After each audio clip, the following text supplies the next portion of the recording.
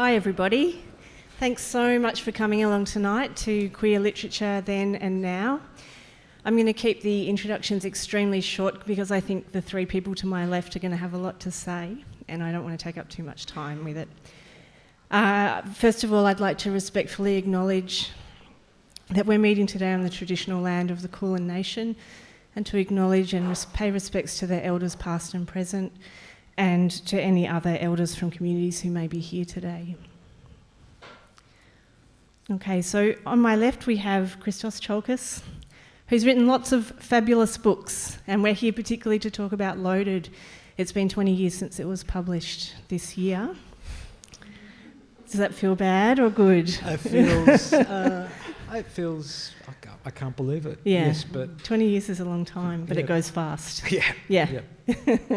And next we have the wonderful Andrea Goldsmith, who's Dorothy Porter's partner, and we're going to talk tonight about The Monkey's Mask, but we also want to talk to Andrea about her work in her own right. She was very recently awarded the Melbourne Prize for Literature for the Best Writing Award for her book The Memory Trap. Well done, Andrea. Thank you. It's great. Thank you.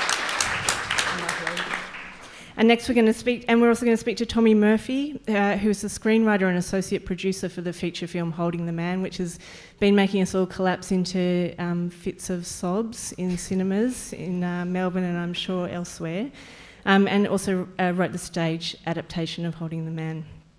So welcome to the three of you. Thank you very much. A pleasure. So let's just start with talking about Christos. Can you tell us a little bit about Loaded and what it was like, how it was received? Look, I mean, clearly over the last 48 hours I've been thinking about being here on this panel to talk about a book that I wrote, it feels such a long time ago. So trying to remind myself about who was that young man is strange, and maybe the best way of doing it is because I'm here with you guys. I saw Holding the Man because I'd been away for a couple of months, so I saw it on Sunday, and it was. There's a moment in the film where Tim says, he's born in 1959, so that's 6 years before I was born, but that's not a long time, and I realised that that's my generation, and it was a film that brought back the book, but it also brought back. The time of when I was coming out, which was not, was the time of losing a lot of people you love to AIDS, and so I'm reflecting on the politics that I saw in that film, and then thinking about Dorothy. And I remember Dorothy and I did a tour in the UK. Was it 1997? And you were very bad. Look, I was. Both of you. We were both very bad. Dorothy was so loving. She was my big sister on that trip, really looking after me. And so, to your question, Quinn, I just thinking back on it, Loaded was, I was phenomenally lucky. That's what I think. That I was phenomenally lucky that I had emerged as a young writer in a publishing world that was going through a particular kind of revolution, and I think it had to do. I've spoken about this, but I think it needs to be kept saying is that I think that there was a generational change in the publishing industry in Australia, led by women, people like Sophie Cunningham, people like Jane Paulfreeman, who published me, who had come through feminist politics, who understood queer politics, who understood the world that we all were emerging from, and a book like Loaded didn't scare them. So I think I was fortunate about that. Maybe that's a way of contextualising it as a beginning. Yeah, thank you. I will, and again, I have spoken about this, and I want to be careful about it. I did first give the book to what was back then called the Gay and Lesbian Publishing Press, and their response to it was, the writing's good, but it's homophobic and racist, which was a really gutting thing to hear for a book that I thought was anything but that. And I think it's interesting that, again, it was this new generation of publishers who could read that book without filtering it through a particular kind of older politics. Do you know, The Monkey's Mask was actually rejected by a mainstream publisher originally too, and the publisher absolutely didn't get it and thought it was very off, that it also was homophobic too. I think it's a really interesting idea, an appalling idea of political correctness, an ignorant idea. So it sounds like Dorothy also had trouble getting The Monkey's Mask published. Well, there was only one. There was just the one. The way The Monkey's Mask originated was pure Dorothy Porter, actually. She was sick of having poetry up the back of the shop along with macrame and patchwork. She wanted to bring it up the front of the shop. Dot was a big reader. I mean, she was a fabulous reader when it comes to poetry. She knew all of the classics, Shakespeare, Dante, all of them, and the moderns and so on. But there was also a more popular side to Dot. She rather fancied crime fiction, and she did like lesbian pulp fiction. So The Monkey's Mask originated from, one, her desire to bring poetry up the front of the shop, and two, her fancy for crime fiction and lesbian pulp fiction. And you can certainly see those influences, that's for sure. Sure can. Because this had never been done before, she felt absolutely free in the writing of it, and she had fun. She'd come out of her study after writing a poem, and she'd say, you know, listen to this, listen to what I've done. I mean, anything was, that happened over several drafts. Anything was possible. Yeah. She gave it to the mainstream publisher and got the response that I said before. Then it's so interesting that you mentioned people like Sophie and Jane. It took a visionary publisher, and it was Andrew Wilkins at Highland House, and he saw this book and he just ran with it.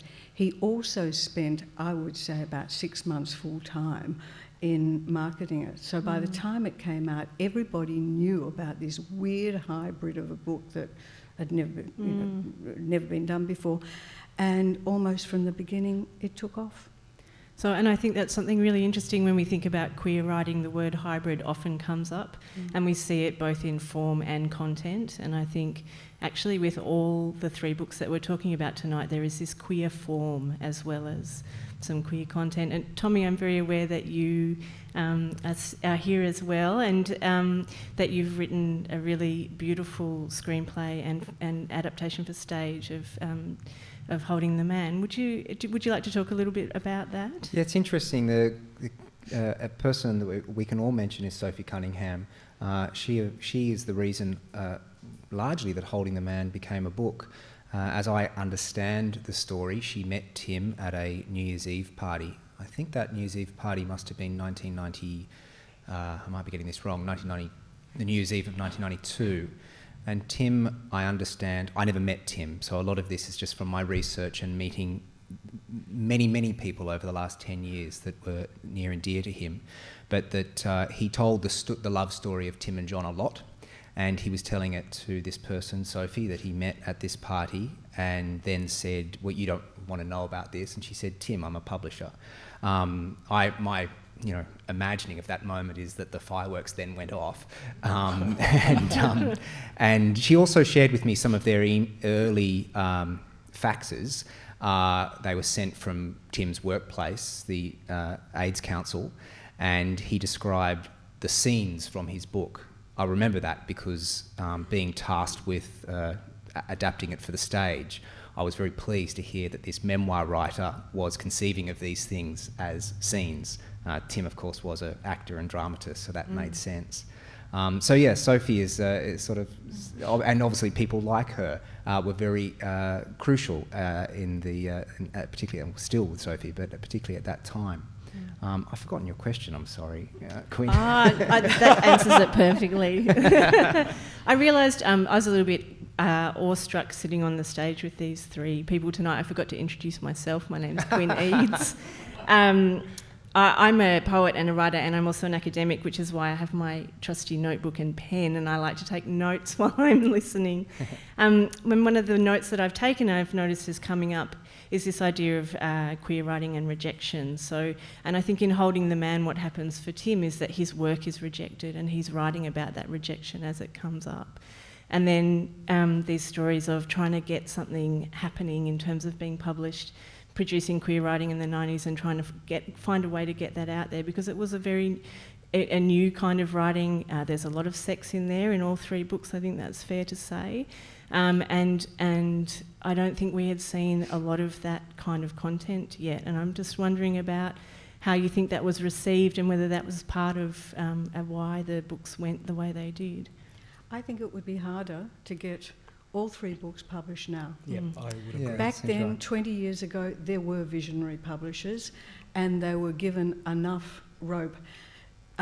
Today, what we're seeing are publishers who want to publish another bestseller like the one that was a bestseller last year. And I mean, a lot of them honestly would be better off selling tyres than publishing books. So, well, don't you? I mean, Yeah. in fact, I think there is a publishing company that is owned by a tyre company, but I might have made that up. No, I mean, I do think that it's always been difficult to get original work published. Publish work that is written from the margins. And all good work is actually written from the margins. I think it's always been difficult, but there have been the visionary publishers. It's very interesting thinking about Holding the Man as part of a movement. I've actually never really conceived of that, and I've always thought that the book Holding the Man is the way it is because it's consistent with who Tim was, as a very forthright, brash person that liked to pick a fight, but also was so open and honest and generous in the detail that he could give, and his frankness. But actually, I think that's true. I can see, particularly, I mean, I didn't read Holding the Man when it first came out. I did read Loaded at that time, and that was one of the things that I enjoyed so much about that book, that honesty. And I do see a very similar spirit in Tim's work as well, yeah. Yeah, incredibly vulnerable and open, and I think in all three works we see that willingness to stand and be on the page and see what comes next. Completely uncensored. Yeah. When you're breaking new ground, in actual fact, there are no rules, which is what the imagination likes to work with. Yeah. So what happens now? What happens now for queer writers who are trying to get published? If we're thinking that there are very few publishers who are willing to work from the margins and take that risk, how do we hear new voices? Well, that is, I mean, you know, one of the things that you clearly, being invited onto this panel, one of the things going through my head is, you know, what authority do I have to speak? You know, how old? So, you know, I was a man in my late 20s when I started writing Loaded. And as we've all expressed, it was a very, very different time when I began writing that book. I mean, clearly there are spaces for a younger generation of queer writer to work in something that wasn't there when I began, was, you know, the digital age. I started writing Loaded on a typewriter. You know, that was how I wrote the book. Those spaces weren't there. But what there was, for me, there were, I think, the two things that come to... I mean, we talked about the publishers, and I think a radical change that happened. The other thing was there was a really rich culture of literary magazines and journals and spaces where, as a young writer, I could send my work. Most of the time you got back rejections. Yeah. And a lot of the times I think I was aware that any time I had characters doing anything sexual, and if they happened to be lesbian or gay or basically non-heterosexual, that the rejection would be the swiftest. But there were also but there were places I got published. The other thing that there were I had mentors, really, and I don't know, and that's an indictment on myself as much as anyone, but I don't know if there is, I feel like almost immediately opening it up to the audience now, but I'll ask you, Quinn, I don't know if you feel like there is that system of mentorship happening in Australian writing that... I think there is. I have to be brave about it. So Christos is asking me that, I think, because I'm in a position where I am just published my first book. It's amazingly sitting up the back of the room, and it is from the margins. But I had to put myself out there and be willing to take that mentorship. Andrea was mentoring me out the back. And I was being bossy. Within 5 minutes of meeting me, and I love that. And one of the things about being in a digital space is that people are much more accessible than they used to be. And I read a work by Marion May Campbell, who's an amazing experimental feminist writer in Australia, and she's not well known enough. And I fell in love with it, and I couldn't find a copy of her book anywhere. And I managed to find her in a digital space, and she sent me the last hard copy of her book, and she'd written to it in the front for me. And that started up this very stunning and precious mentoring relationship. And I think there is, but we have to be available to it. So as a younger writer, I need to be ready to hear that as much as other people need to be ready to gift it. My experience is that writers who are further along the path than me can't wait to hold out their hands and say, join and come. And I absolutely agree with that. There's informal, spontaneous, out in the green room mentoring. There's also official mentor schemes. I mean, I do mentoring for the ASA. I know the Writers' Centre upstairs has official mentoring, and there is opportunity for writers to actually state the sort of people that they want to mentor. The fact of the matter is that established writers are much, much happier working with emerging writers that are doing something different. And whether it falls into the category of queer or that broader notion of writing from the margins, doing something different rather than the same ordinary, banal, middle-of-the-road stuff that we're all very tired of. So I do think there is mentoring, but the loss of literary magazines and other publishing outlets has been a real loss. Although what we see now is a proliferation of open access publishing and other spaces where things are accessible. You're not sure about that? No, I'm not, because there's so much, actually accessibility is difficult. You don't know how to weed through to get to where you want to go. This is where informal networks are good. You know, people will actually recommend other people. There's a woman called Lisa Hill who has a blog that nearly everybody I know who's interested in writing follows her blog. But you need to actually weed through a hell of a lot of dross in order to get to the sites where the information actually is. I've got maybe one way of getting to this question around the notion of being a queer writer is to come from a conversation, a very playful conversation I had with two friends who are writers a few months ago. One from a Vietnamese Australian background and one from a Malaysian Australian background. And they were teasing me, going, you're not really a WOG anymore. You kind of, that the period, those 20 years between Loaded and now has seen a transformation in the immigration politics, in the race politics, and the cultural politics of Melbourne, let alone Australia. And as I said, it was a really playful discussion, but it was an interesting discussion because I think there is an element of truth to that.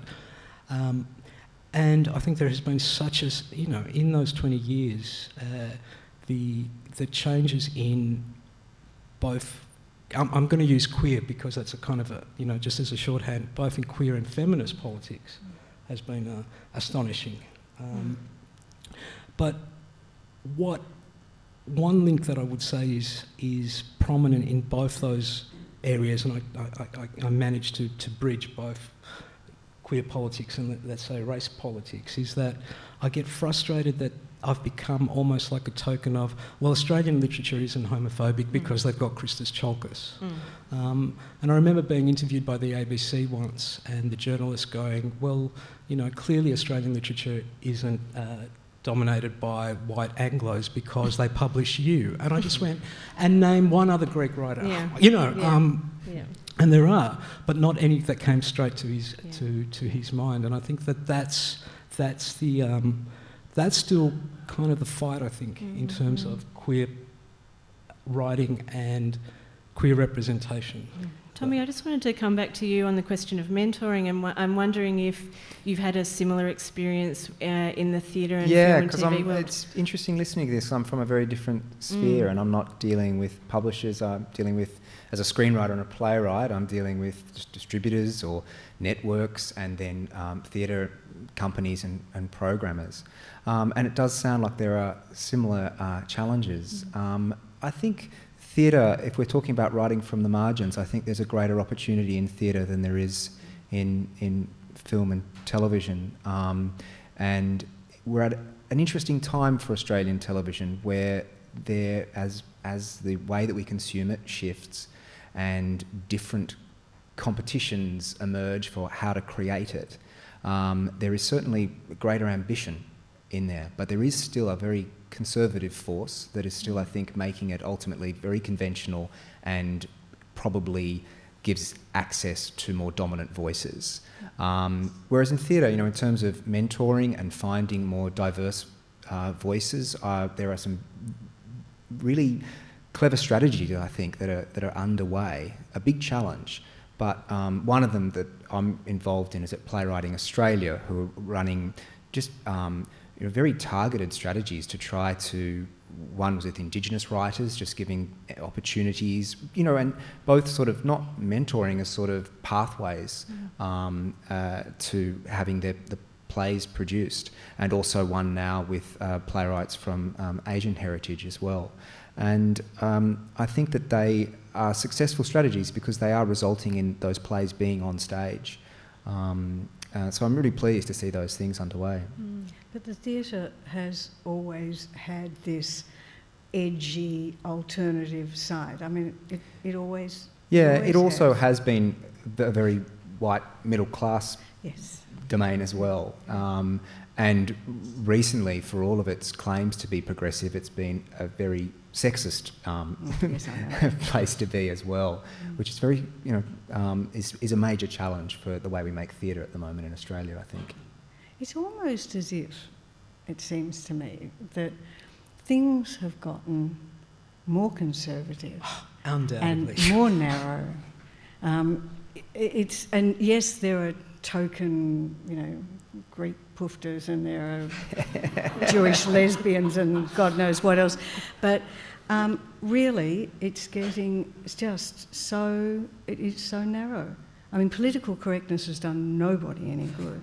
Can I, on that, Andrea, as I said, I've been thinking, as you get invited along to something like that, and then you put it aside because you're doing your work, and then the week comes and you go, oh, what am I going to talk about? And so I was thinking, so I was reflecting back on all three novels, and I said this to you, Tommy, that in a way, part of the discussion for me is another book that I don't think came out the same year, but may have come out, an Australian book, the year after, which is Helen Garner's The First Stone.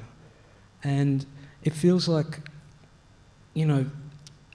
that's a book that I had very, very strong reactions to at the time it came out, and I have revisited again and again. And it traces, I think, something about that political correctness and how we became fearful about addressing the challenges within our own communities, within our own politics, within our own writing practices, within our own ideas of what we do as writers and what we do as public intellectuals. And in saying that, I think that, I still haven't worked out the arguments to be had about that book, but it felt like that there was a shutting down, and that there's something, when you talked about that period of conservatism, that is that began back then. So you've got this strange shift. You've got, this time when this Jewish lesbian and this Greek pufta could publish their books, but also the beginning of a certain form of cultural change that has led us to, I think, a much more conservative period. And the conservatism is almost about form. The conservatism is almost about presence. The conservatism is almost about risk and danger and imagination. That's where I feel the conservatism, not in terms of the actual, we've got all the right, or near, we're getting to, or hopefully one day we will, to all the right equal rights strategies formally, but in the cultural conversation it feels constrained. There was a good reason why Plato advised that the artist be banished. And that's exactly it. I mean, the most dangerous thing is the unfettered imagination. So I'm going to play devil's advocate a little bit on the... I absolutely hear what you're talking about conservatism, but I'm going to try and flip it around a little bit and talk about what happened when I first met my publisher after the commissioning editor had read my book, and she told me it had cost her a night's sleep. And she had cried and laughed, and I said to her, and we were at a cafe in Thornbury, and I said to her, "Does that mean you like it?" And she said, "Yes, I do." And I said, "Does that mean you're going to publish it?" And she said, "Yes." And then I went and I met the managing editor at Australian Scholarly Publishing, and it's published under a literary imprint of theirs called Tantanoola. And Nick Walker said to me, "It's just that it's very," and I went, "It's very queer, isn't it?" Because I was worried he was going to say, "Oh, we're not going to be able to sell this." And he said, No, that's completely fine. That's completely fine. No, it's just it's going to be a difficult text to work with because there's lots of fragments and poetry in there. And that was his response, and it was divine, and it wasn't what I was expecting. And then I think about authors like Tom Cho and his Look Who's Morphing Now, Nikki Solway, who won the James Tiptree Junior Award for Repeta, which is this stunning kind of fantasy steampunk novel that is queer to the bone. And I think actually there is some pretty amazing writing from the margins that is getting out. And I wonder what you all think about that. I mean, I'm an optimist. Have you noticed I'm an optimist? No. It's kind of incorrigible, and it rubs people up the wrong way occasionally. I mean, I guess one counter-argument, I've just involved with making this film, which is not a sexually explicit film, but it's a sexually frank film. And one of the things that the screen adaptation of Holding the Man had to do was, engage with the sexual content of it. And that was one of the real, actually, it was right at the beginning, the inkling for why, personally, I wanted to make this film. Because in the stage adaptation, the sex was never going to find its way on stage. It's spoken about, it's laughed about, but it's never in there, and that sort of pained me because I knew that sex was at the heart of this story, and that Tim had communicated sex in all of its shades and with such frankness, and so I knew that the film had to do that.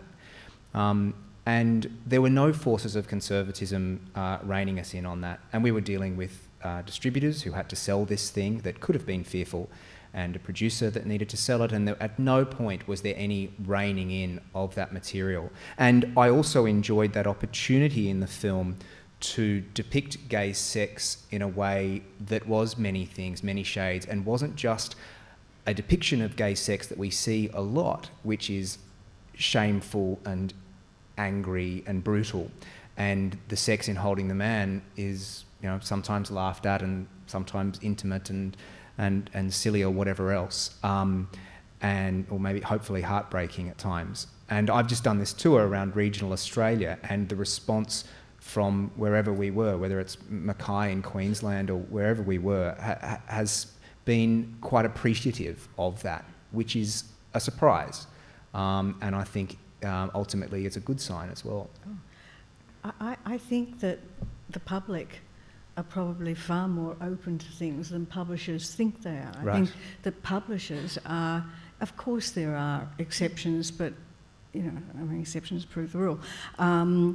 I think the sort of response that you got to the film, that doesn't surprise me at all. Sometimes I just want to put a bomb under the film distributors or publishers and say, when they, I do mentor writers, and I know what's a good manuscript and what's not. And when I hear a good manuscript being rejected because it doesn't fit our publishing program or we don't know how to market it, bugger it. It's their business to work out how to market it. Yeah, the readers are there. Yeah, and I think they are. Yeah. Talking about the response you got to your film, I remember the response to Brokeback Mountain, the film version, 10 years ago now, and people were so moved and they found it romantic and they found it heartbreaking, and the fact that it was, two beefy men was almost irrelevant. Actually, Quinn, I was thinking about your optimism and those titles that you were talking about. That is optimistic. I think there are spaces to get, and what's for me the greatest optimism is that there are people still working, people who want to work in those spaces. I think probably, I came through a cultural period. One of the reasons why Holding the Man affected me so greatly, where, it was actually, there was something called independent, alternative, the margins was actually a defined space that you could work. You were never going to make money from that space, but you were going to meet the most amazing people who would become your lovers, your friends, your passionate friends, and maybe that, just I'm thinking about it, hearing this conversation, that maybe that something about having become mainstream myself, I'm forgetting that actually that still exists, and that is a positive thing. The other thing I'll quickly say, because I'm really conscious of it with the sex stuff, is that don't forget we come from, the colonial legacy is British and Irish, but we tend to talk less about that these days. But we have a squeamishness about sex. Like, I think that is. I think that's still true, and because I've been very fortunate the last few years that I've been going to lots of places in the world, and most recently I was in France, and before that another occasion last year in Greece, where not one journalist, not one interviewer asked me about the sex. They asked me, I just remember, just because it struck me that sitting down with this French journalist, and the first question she asks is, I want you to talk to me about blasphemy. What does blasphemy mean for you? And I thought, I would love, that's a great question, because, and I'm not making, I don't want to kind of make some kind of, snide comment about Anglo-British culture, but I do think that is something that is still at play within our culture, I think, and as queer readers, as queer writers, as queer filmmakers, artists of whatever sort, that is something that there is still a battle to be had. Squeamish, but fascinated. Of course. One of the things... Tell me about the sex. One of the things that was extraordinary about The Monkey's Mask was that it appealed to everybody. Gay men, straight men, well, we understood why that was, all that lesbian sex. Lesbians and straight women as well. They loved the sex, and something about the book allowed them to say that they really loved the sex. So it is kind of interesting that books can also give you permission to overcome that squeamishness. Well, I was actually thinking about your comments about that the publishers or the distributors are more conservative than the audiences. Yeah. I remember when just some of the arguments, about Loaded was, well, that maybe the Australian reader won't be able to. You'll have to explain some of the migrant stuff, and it was like, have you ever assumed that maybe your reader comes from a migrant background? That that maybe you don't have to explain all of that. That we are sophisticated enough. We are have lived in this world. That we have created in this society, that we don't need it to be over-explained. And you know what it's like? When when The Monkey's Mask was published in America, they insisted there be a glossary.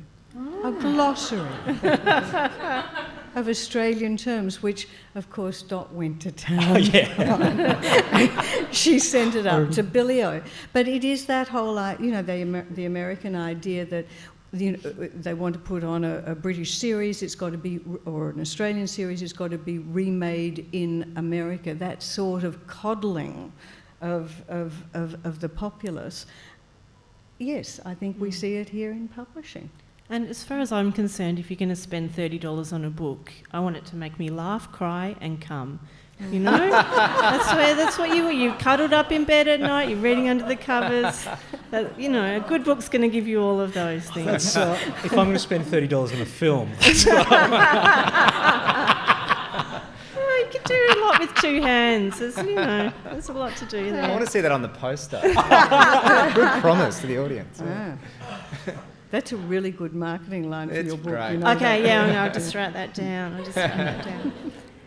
I wanted to come back to this idea of mentoring, because one of the things that struck me when we were talking about that at the beginning was that I think about the queer community and how it runs, and how we're very good at mentoring each other, and how we have young people that come out. And I'm coming out as trans at the moment, and I'm having that all over again as a 41-year-old.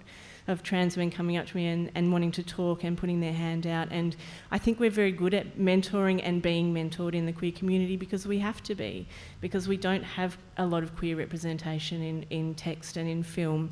And we have to make up our own ways of holding each other. And I think that one of the things that these three titles do is that they hold us as a community, and that is a gift that still is going. And I wondered what the three of you thought about that idea. I think it's it's very true. I think there is a great tradition of that within the queer community, something that I've personally benefited from. I think the other, word of warning around that, something that I'm becoming aware of as I grow up, is that our elders can sometimes be very judgmental of a younger generation as well, and they can sometimes be very fearful of them or dismiss them as being complacent for not appreciating the history that they're standing upon. And I like to think, well, personally, my way into the project, both the play and the film of Holding the Man, was, even though when I was commissioned to do it, I was a little bit fearful that I didn't have a right to tell that story. But that distance, that gap from the time, and writing with an eager need to know and a curiosity about something that affected my personal history so much, and that was the thing that really informed all of the work. And if there are those accusations about complacency, I think that right now, particularly a younger generation, is very eager to understand our recent history, and has a dire need to. I think that is a really good point, Tommy, that you have to fight that tendency. I can see it in myself of, there is actually a need for, because I did this myself, that young, passionate, enraged, whatever it is, that need to state your voice, to create your vision, to use your imagination, that will come into conflict with my generation. That notion of killing your idols. And so it feels a little bit peculiar being on stage to talk about a book that is 20 years old. And I can understand that. I can understand those criticisms that you can hear about my writing and about my place in the literary world. the reality is you kind of protect yourself from it, you know, because, you know, this is what I'll do, and I'll do this for the rest of my life. But there's a sense where, you know, I feel much more comfortable with a conversation like this to be there rather than up here. And I'll give you a really concrete example. Only a few months ago, even less, I discovered what cisgender was. And it came from my 17-year-old niece, who's much more up on the language. I've been lost in the things that I've been researching, and I'm using an older language. I'm not. And I could either react to that by making some, derogatory comments about language, or I could just say, well, I've got a lot to learn. Yeah. You know, I've got to listen. Yeah. And thank you. It seems to me that when we look at Holding the Man, The Monkey's Mask and Loaded, what they've all got in common is not that they fall into a queer canon, because back when they were written, there was no queer canon. We didn't talk in these categories. They were good books. They were original, imaginative, compelling, fantastic reads. And when it comes to young people now, look, I mean, I will say I am hungry for new work that excites me. Look, And I mean, absolutely. I suppose what I'm doing is I see the best of queer writing as being the best of writing.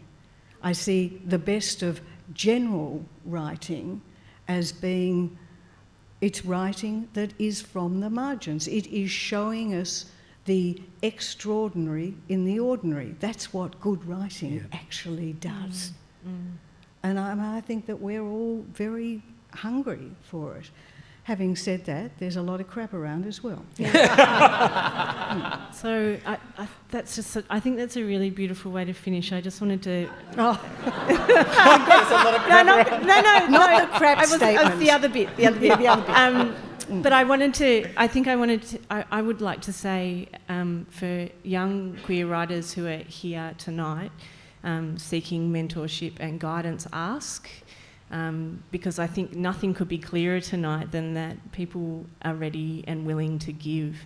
And also, I wanted to plug Hares and Hyenas as a space for queer writing and for writers to find space. I'm really glad you're doing that, Quinn, because I was thinking when we were having that conversation about what has been an incredible support over over this time has been that bookshop and the people who run it. Yeah, thank you. Thank you.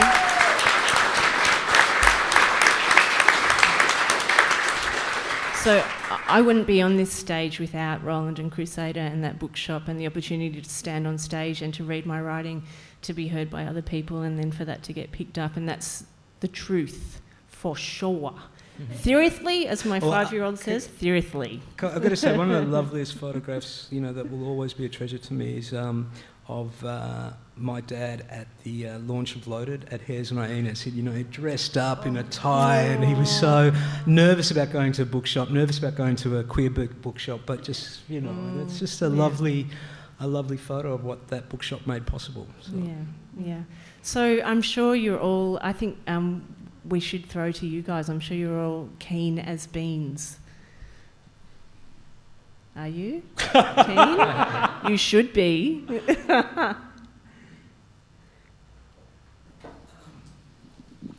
Hi there. Just a question. Would you mentor my friend by any chance? Or she's a writer, and I think talking about queer writing and the fact that it's really important to mentor the current generation. Would you be keen? Sorry, who are you talking what was to? the question, mate? I don't understand it. Yeah. Can you mentor a friend of mine who's a queer writer? I do mentoring.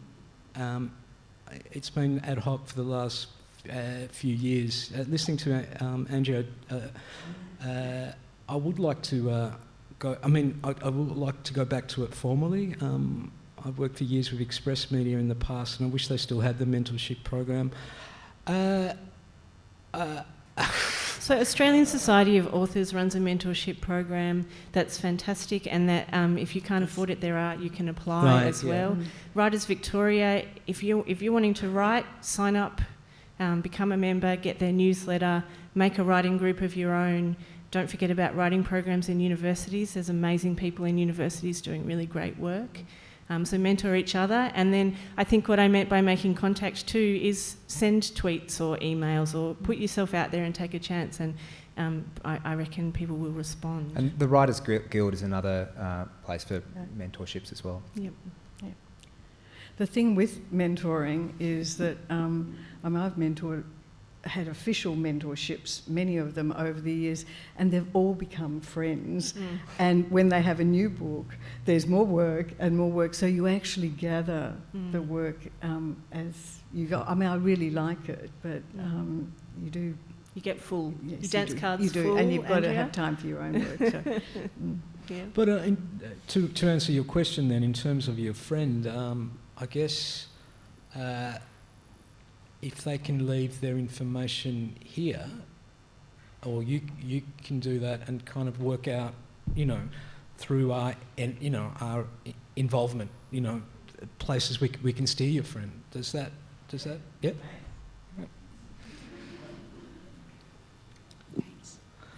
So I'm a reader, not a writer, and we've talked lots about mentorship. I'm wondering about writing courses. I don't want to do one. I'm just wondering, where does queer writing fit into academia and the modern student?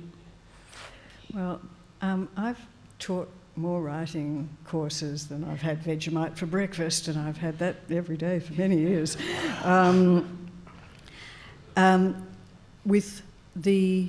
With good teachers, then as long as you know how to write, then there's room for everybody in writing courses. And I'm particularly thinking of the courses that, for example, I've run over many years for Writing Victoria, and before that the Victorian Writers Centre.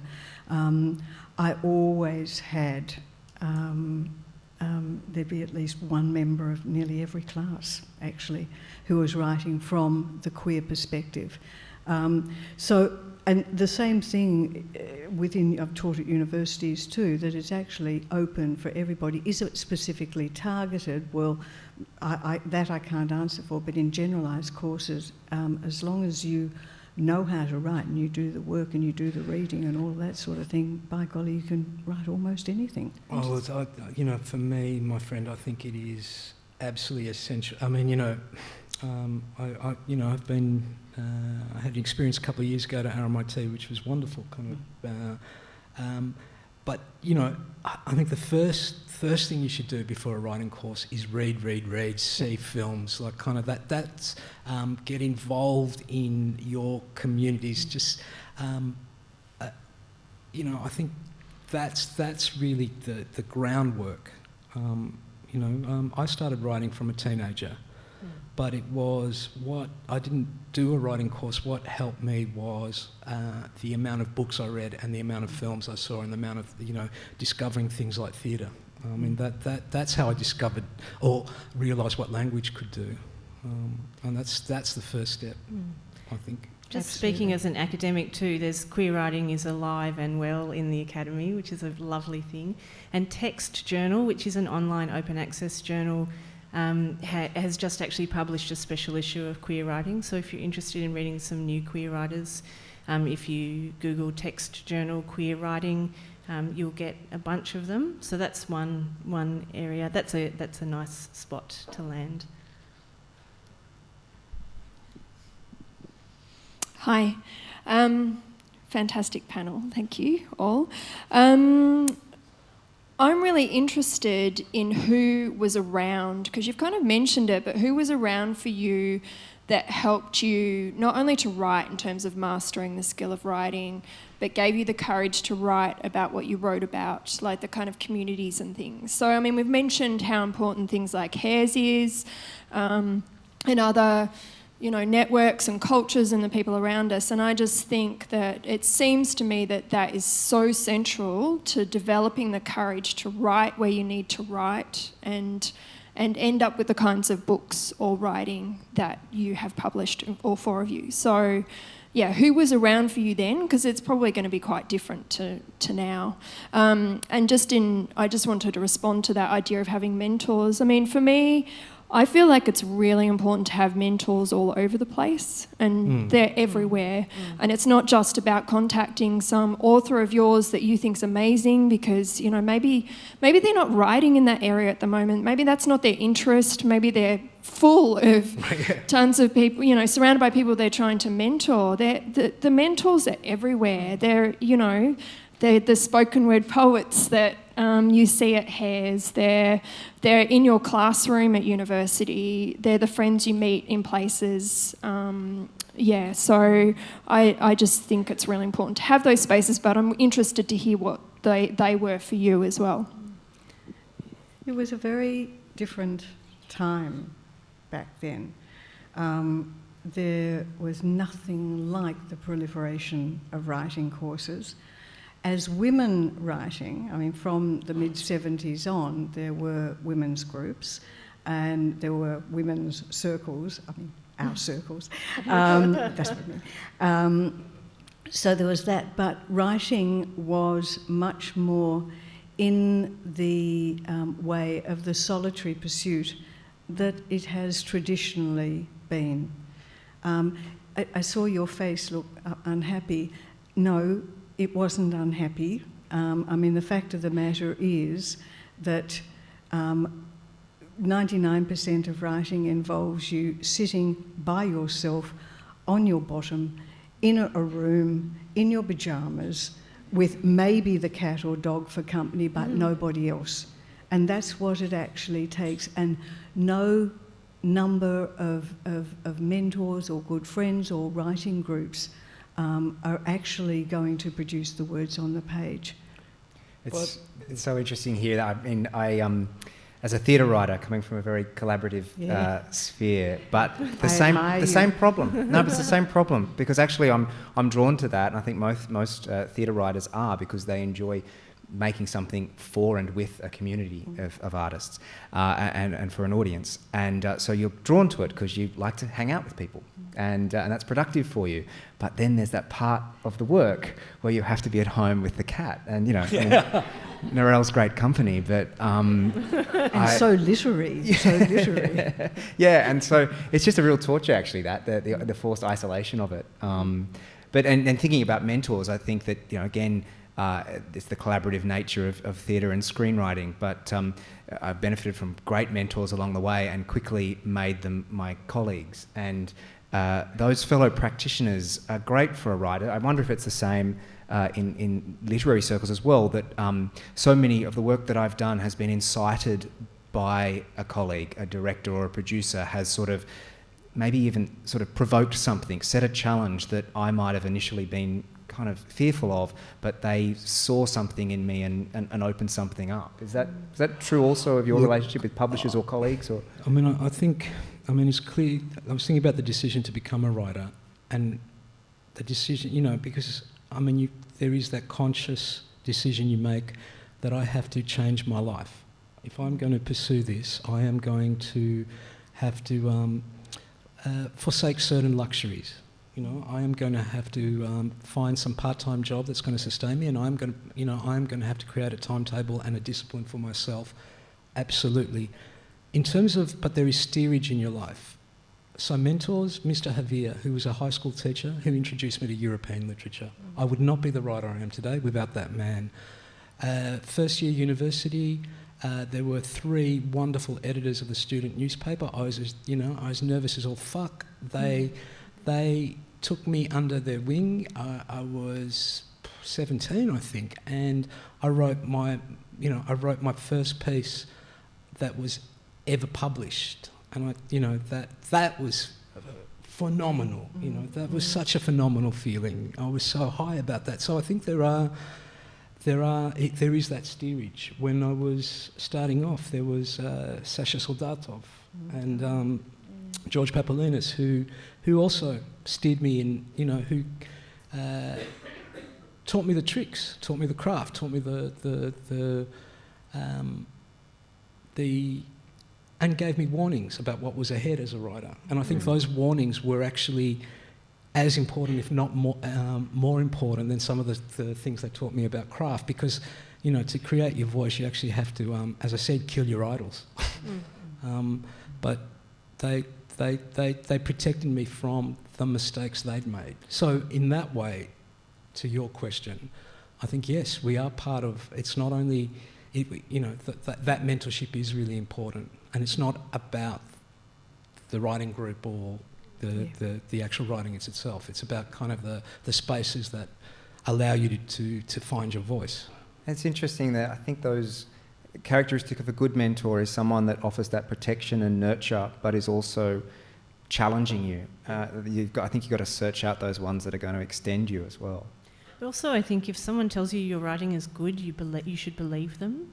So people think humility is, you know, I don't know, being kind of sitting back and being careful. If someone tells you that they think your writing is good, you need to be humble and believe them. I think it's one of the hardest things to do. That's true. We're talking about 3 books that are 20 years old and have had a profound effect on most of us. Would you be able to recommend 3 books from now that in 20 years' time we will be doing exactly the same thing?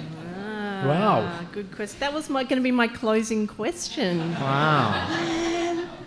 I assume you guys are writing them, are you? I don't know. It's a hard... Are you talking about Australian literature? Yeah.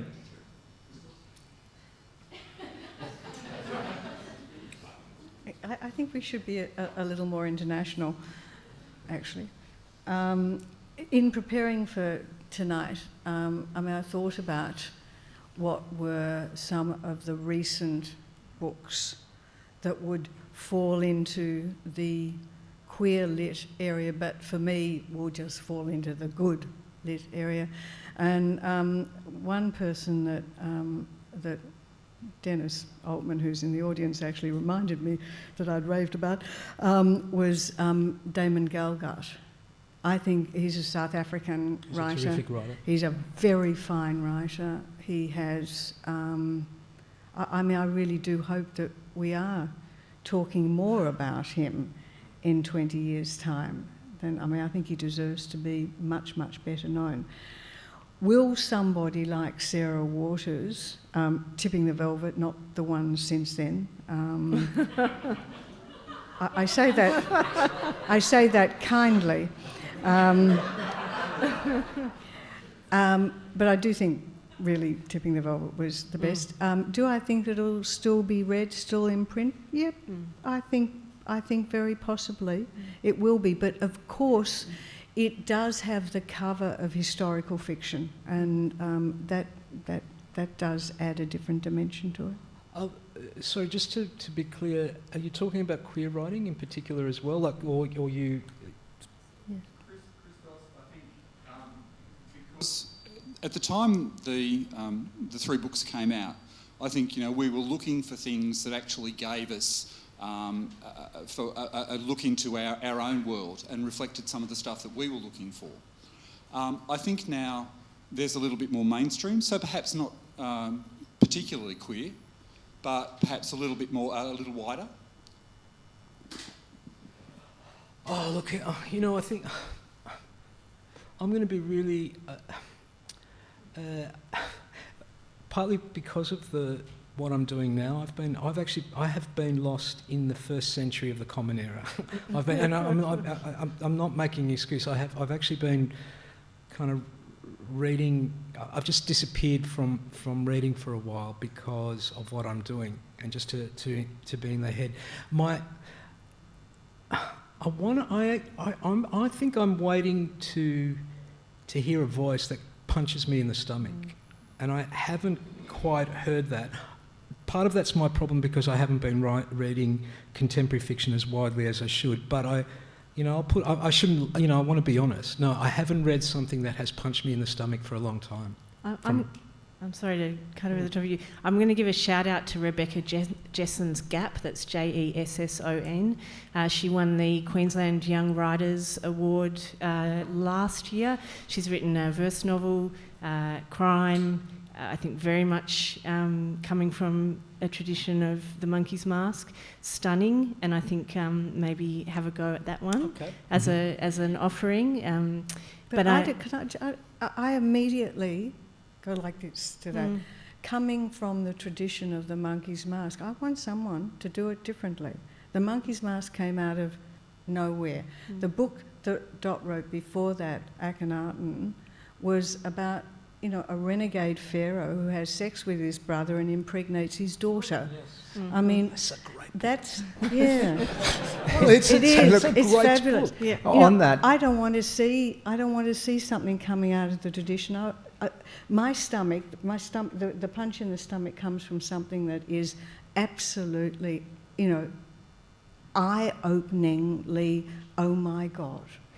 On that, I mean, to dodge your question, to not have an answer for it, I think it's very exciting that we can't predict it.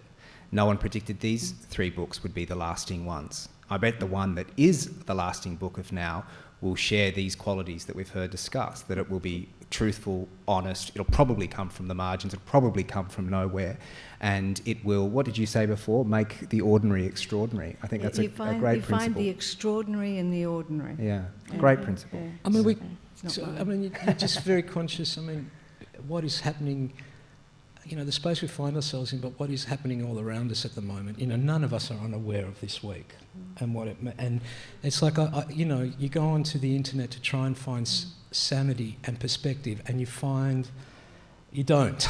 You just find these voices that are repeating ad nauseum the same shouts against each other, and so I think we're all waiting for that, for something to emerge that is going to really move us. And maybe also the quality of a lasting book is the way that it changes as well.